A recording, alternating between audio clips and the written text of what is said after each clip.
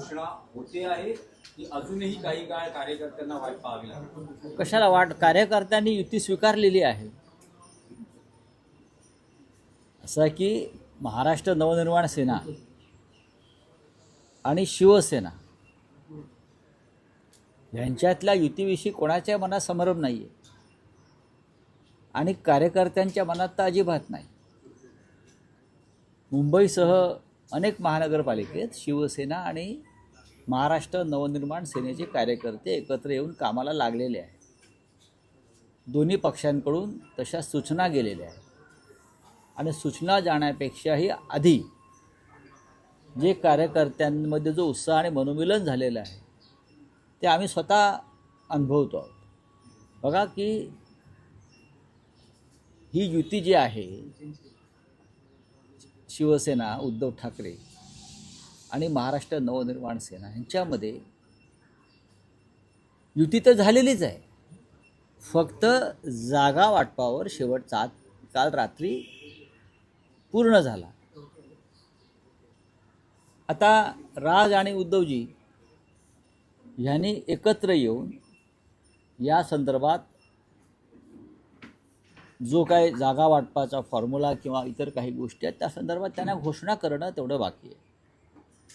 आता ती आज करायची संध्याकाळी की उद्या याच्यावर आम्ही आता निर्णय घेऊ. पण आजपासून नॉमिनेशनमध्ये उमेदवारी अर्ज भरण्याची सुरुवात झाली आहे, खरं आहे. म्हणजे निवडणूक प्रक्रिया आज सुरू झालेली आहे आणि त्याच्यामुळे आता आम्हाला फार वेगानं काम करावं लागेल.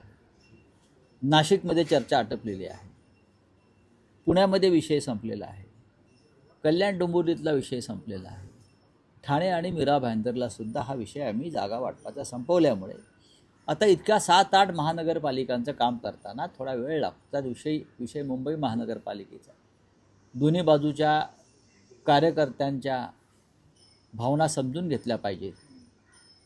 काही विद्यमान नगरसेवक असतात, त्यांच्या जागांची अदलाबदल होत असते युतीमध्ये, तर त्यासाठी लोकांना एकत्र बसवून त्यातून मार्ग काढावा लागतो.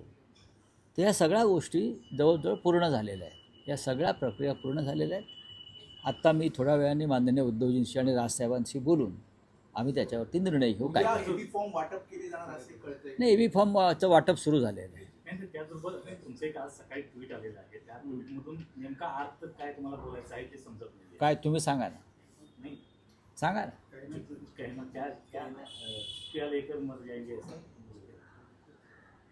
हो, माणसाने बोललं पाहिजे. मग शेवटच्या टप्प्यात 2 चमचे पाणी भरताना अरे माझं हे बोलायचं राहून गेलं, ही राष्ट्रीय समस्या आहे. ज्या पद्धतीनं महाराष्ट्रातले निकाल लावण्यात आले, ज्या पद्धतीने बिहारचे निकाल लावण्यात आले, ज्या पद्धतीनं लोकशाहीचा गळा घोटला जातो, ज्या पद्धतीनं निवडणूक आयोगापासून सुप्रीम कोर्टापर्यंत सर्व संविधानिक संस्था या भारतीय जनता पक्षासारख्या नेत्यांच्या पायाखाली चिरडल्या जातात, त्याच्यावरती जर आता बोललो नाही तर नंतर उशीर झाला आणि बोलायचं राहून गेलं, अशा भावना मरताना येण्यापेक्षा जिवंतपणे आलेल्या बरं. आमच्यासारखे लोक जिवंतपणे लढत आहेत, कारण आम्ही मुडदे नाही आहोत आणि जिवंत माणसं 5 वर्षे वाट बघत नाहीत.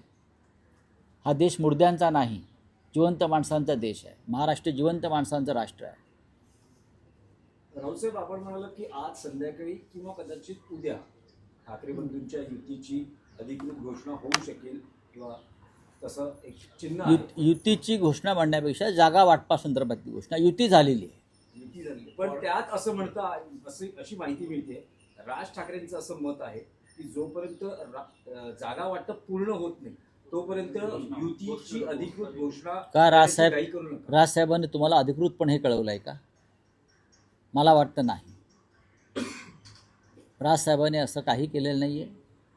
राजसाहेब आणि उद्धवसाहेब आम्ही सगळे एकमेकांच्या संवादामध्ये आहोत आणि त्यांचं म्हणणं चुकीचं काय आहे?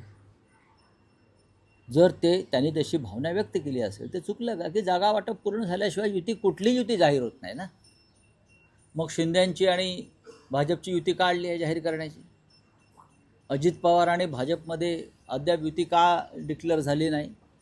आमच्यामध्ये ही सगळ्या प्रक्रिया पूर्ण झालेल्या आहेत एवढंच मी सांगू शकतो. नाही, पण रावसाहेब, त्यात माहीम, शिवडी, विक्रोळी, भांडूप असे जे मराठी भाषिक बहुल भाग आहेत, तुमच्याकडे चुकीची माहिती आहे. त्यात जागा वाटप आम्ही दोन्ही पक्ष एकत्र आहोत आणि मनापासून एकत्र आहोत. जागा वाटपासंदर्भात कुठेही ताणतणाव, रस्सीखेच नाही. भांडूप किंवा इतर जे तुम्ही भाग म्हणताय हे त्यांना गेले काय किंवा आमच्याकडे आले काय, ते शेवटी युतीमध्येच राहणार आहेत या भावनेतून आम्ही काम करत आहोत. त्याच्यामुळे कोणी एखाद्या जागेसाठी अडून बसलं आहे असं कुठेही आमच्या दोन पक्षामध्ये घडत नाही. या चुकीच्या बातम्या तुमच्यापर्यंत जे देत आहेत हा त्यांना माझा संदेश आहे. पण त्यांची मागणी आहे की मागणी का नसावी? मागणी का नसावी? या भागात जागा वाटप मनसेचेही आमदार होते, मनसेचेही नगरसेवक होते, तर किमान 3 जागा या सगळ्या मराठी भाषिक बहुल भागामध्ये मिळाव्या. नाही, अशा पुढ्या कोण सोडतं मला माहीत नाही. जागा वाटप अत्यंत फेअर पद्धतीने सुरू झालं आणि त्याच पद्धतीने ते संपलं. अनेक जागांवरती दोन्ही पक्षांचा कार्यकर्त्यांचा अधिकार असतो. एखादी जागा मनसेने मागितली असेल की आम्हाला द्या, त्यात चुकलं काहीच नाही, किंवा आमच्या लोकांनी हक्क सांगितला असेल तर काहीच. आमच्या 84 जागा निवडून आल्या होत्या. त्यानंतर 100च्या वर जाऊन पोचल्यावरती सगळ्यात जास्त अडचणी जागा वाटपात मोठ्या पक्षाला येत असतात. लक्षात घ्या, सगळ्यात जास्त अडचण भारतीय जनता पक्षाची होणार आहे जागा देताना. पण आमच्यामध्ये आणि मनसेमध्ये असा जागा वाटपावरून कोणताही विसंवाद नाही. जागा तुमच्याकडे राहिली काय, जागा आमच्याकडे राहिली काय, ती मराठी माणसाच्या युतीतून जिंकून येणं महत्त्वाचं आहे. कार्यकर्ते संभ्रमात आहेत. 2017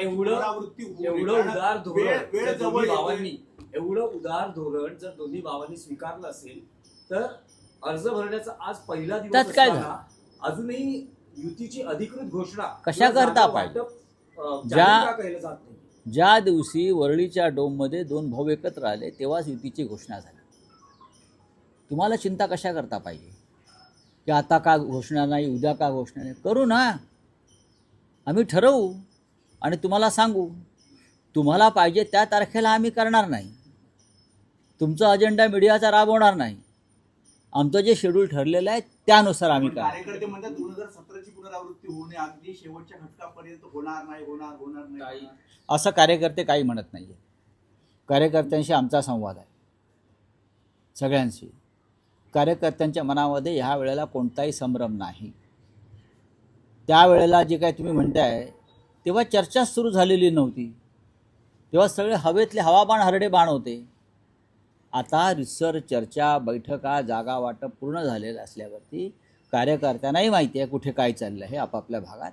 त्याच्यामुळे तुम्ही कार्यकर्त्यांची चिंता इतरांनी करू नये. राजकीय पक्षांना माजी नगरसेवक आपले गेलेले आहेत, ते जर परत येत असतील तर त्यांना दरवाजा उघडा असणार का? कशा करता? कारण प्रत्येकाला तिथे सीट मिळेल असं दिसत नाहीये. आमचं जागा वाटप आणि तिकीट वाटप पूर्ण झालेलं आहे आणि निष्ठावान कार्यकर्त्यांचं उमेदवारी कापून गद्दारांना त्या जागा द्याव्यात एवढी वाईट वेळ शिवसेनेवर आलेली नाही. सर्व राजकीय पक्षांना भीती आहे की बंडखोरी होऊ शकते. त्यामुळे सगळ्याच राजकीय पक्षांनी हे धोरण स्वीकारलं आहे का की जागा वाटप किंवा अधिकृत घोषणा ही करण्यास थोडा विलंब करावा? मला असं वाटत नाही. शिवसेना युबीटी मध्ये बंड होणार नाही. बघा, बंड कुठे होत नाही, बंड कुठे होत नाही. पण या वेळेला शिवसेना आणि मनसे युतीमध्ये अशा प्रकारचं काही घडेल असं मला वाटत नाही. शरद पवार सोबत असतील. शरद पवार साहेबांच्या पक्षाशी जयंतराव पाटील चर्चेमध्ये आहेत. ते आमच्या जी जागा वाटपातली आमची जी टीम आहे, स्वतः उद्धव ठाकरे साहेबांशी जयंत पाटील चर्चा करत आहे. काँग्रेस हा विषय बंद झालेला आहे.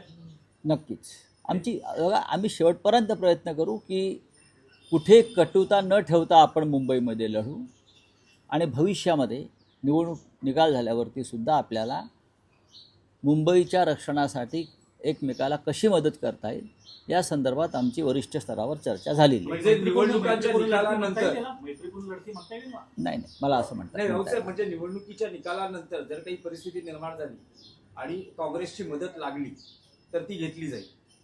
मग काँग्रेस का भाजपला मदत करणार का? साधा प्रश्न आहे ना.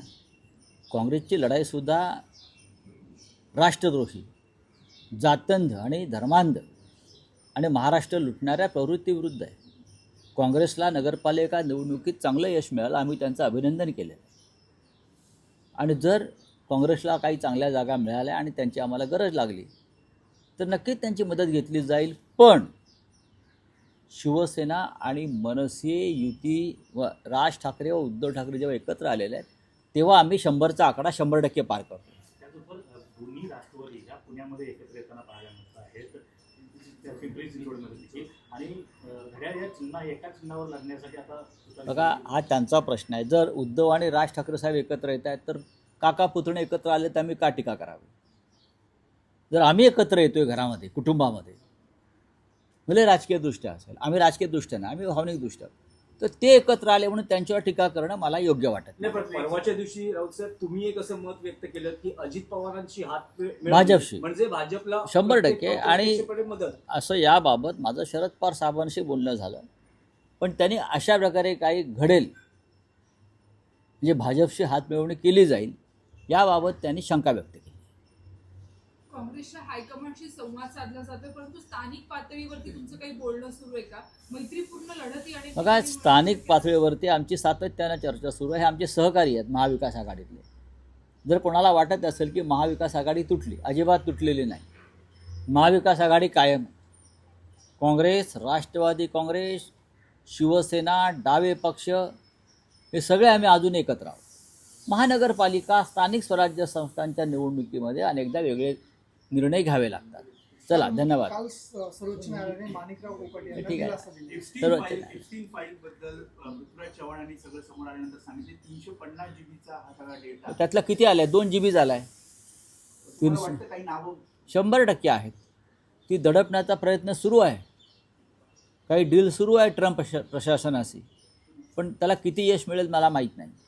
सर, इटलीमधनं हद्दपार झालेला प्रकल्प आता कोकणात येऊ घातलेला आहे. उदय सामंत म्हणतात कोकणाचं डम्पिंग ग्राउंड झालेलं आहे केमिकल म्हणजे रासायनिक कारखान्यांसंदर्भात. प्रत्येक समुद्र असल्यामुळे बाजूला किंवा नद्या असल्यामुळे शुद्ध रासायनिक प्रकल्पांना त्याची गरज असते आणि सगळे जगातून हद्दपार केलेले रासायनिक प्रकल्प हे कोकणामध्ये डंप केले जातात. हे चुकीचं आहे. चला, चंद्रपूरमध्ये पराभवानंतर आता मुनगंटीवार खूप नाराज असेल. असं आहे की तो त्यांचा व्यक्तिगत प्रश्न आहे ना. पक्षाला ते कारणीभूत ठरताय की बघा, सुधीर मुनगंटीवार हे पक्षाचे ज्येष्ठ नेते आहेत, ज्यांना आम्ही ओरिजिनल म्हणतो, 100 नंबरी सोनं, असे सुधीर भाऊ आहेत. पक्षाचा मूळ ढाचा आणि साचा काय आहे, विचार काय आहे, संघाचे स्वयंसेवक आहेत, त्याच्यामुळे त्यांची वेदना ही असणारच की बाहेरून आलेल्या लोकांनी पक्षाचा ताबा घेतलेला आहे आणि ते पक्ष चालवतात. ही एका सच्च्या कार्यकर्त्याची वेदना असते, ज्यांनी पक्षासाठी आयुष्य वेचलेलं आहे, ज्याने पक्षासाठी संघर्ष केला आहे, लाठ्या खाल्ल्या, तुरुंगवास भोगला. अशा कार्यकर्त्यांपैकी एक सुधीर मुनगंटीवार, जे मूळ भाजपचे लोक आहेत विदर्भात, त्यात नितीन गडकरी साहेब आहेत, देवेंद्र फडणवीस आहेत, सुधीर मुनगंटीवार आहेत. त्याच्यामुळे त्यांच्या वेदना ह्या वेदनाच असणार ना. सर, आपने एक सर ट्वीट किया हुआ है जिसमें आप ये कह रहे हैं, आपने जो ट्वीट किया है उसमें वो कह रहे हैं कि आपने जो कहा है कि अभी हमें बोलना चाहिए था वरना फिर चुप्पियां लेके मर जाएंगे. हाँ, क्या चुप्पियां ये इशारा कांग्रेस को लेकर है? सबके लिए है. जो आज चुप बैठे हैं, देश की जो हालत है, संविधान की जो हालत है, सुप्रीम कोर्ट की जो हालत है, सबका आवाज़ दबा दिया है और हम जनता चुप है. अगर जनता चुप रहेगी, नेता चुप रहेगी, सामाजिक कार्यकर्ता चुप रहेगी, तो इतिहास हमें माफ़ नहीं करेगा. और जब हम जीवन के आखिरी पड़ाव पर होंगे तो हमें ऐसा आएगा मन में, अरे अरे हमको बोलना चाहिए था, कुछ करना चाहिए था. तब समय निकल चुका हो.